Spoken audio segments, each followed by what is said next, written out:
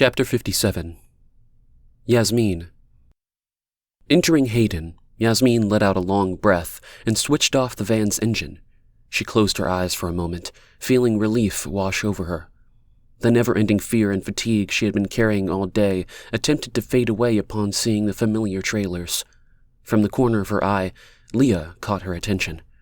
As soon as Leah saw the van, her face became a mixture of relief and anger. "Stay here, Adam," she said to the little boy standing beside her. Adam obeyed and sat down to play with his cars in the sand. Leah's feet crunched on the gravel as she made her way to the van parked haphazardly beside one of the trailers. The bright yellow paint was chipping and rust had spread, creating a sharp contrast with the leaves slowly transforming into vibrant autumn hues. Leah peered into the open window at Yasmeen's ghostly form, tightly gripping the steering wheel as if her life depended on it. In a way, it did.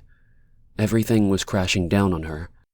Yasmeen stared straight ahead, her eyes focused on the towering trees that seemed to loom over the van, their bent branches reaching out like accusatory fingers, making her feel insignificant. "Did you finish what you needed to do?" Leah asked directly. A chill wind rustled through the leaves, echoing Yasmeen's inner turmoil. She turned her pale face towards Leah. Crying had caused her eyes to swell, leaving her feeling numb and ready to faint. Yasmeen nodded silently, unable to find the strength to speak. The words were lost, trapped in the dark parts of her, maybe gone forever.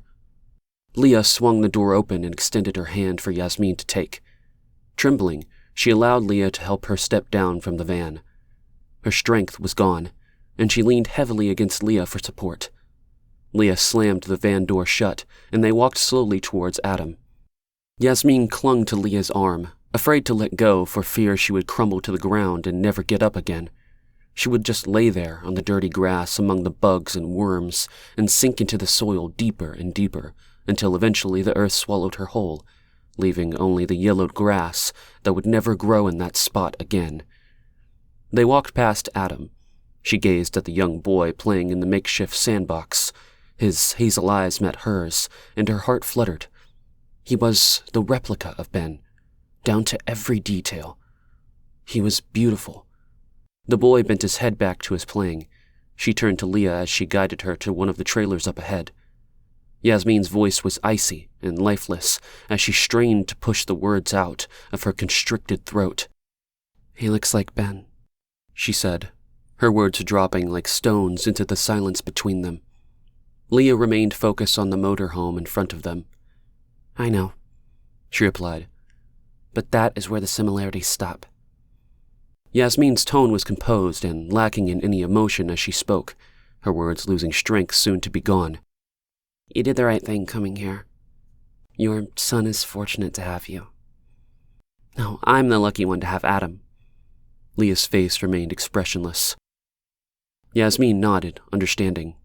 She almost had a son. Maybe he would have been like Adam. A sudden burst of emotion overwhelmed her, causing a sob to escape her lips without warning. She covered her mouth with her shaking hand, trying to hold back the sobs that were threatening to break free. "But you're wrong. I'm not a good mother." Leah kept her eyes fixed ahead as they approached the mobile home she shared with Adam. "I have to do better. He needs me to do a hell of a lot more than I've done so far." "I'm sorry," Yasmeen said, trying desperately to hold back her tears. Leah tightened her grip on Yasmeen's arm as she allowed her to cry. They reached the trailer, and Yasmeen stopped. "I'm confused. Isn't this your place?" Her heart raced. "Oh God, please don't make this a joke," Yasmeen thought. "I can't handle any more."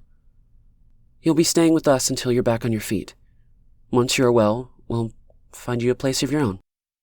But for now, you'll be staying with Adam and me."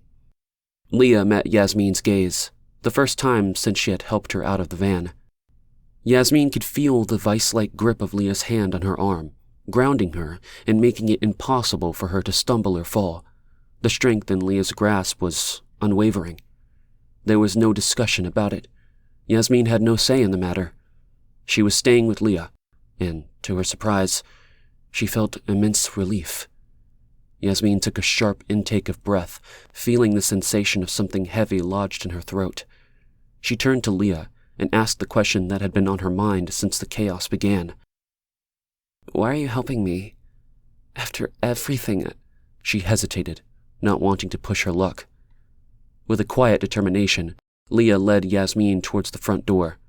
She reached for the knob, her hand steady, and turned it with a firm grip, revealing a bright, inviting room inside. "I once loved him too." Leah turned to face Yasmeen. "I know what Ben does to people who love him." Tears welled up in Yasmeen's eyes, causing her vision to blur. Her lower lip trembled as she nodded, barely able to hold back a sob. Leah wrapped an arm around her, and they walked together, like soldiers returning from war, into the trailer that would now be their home.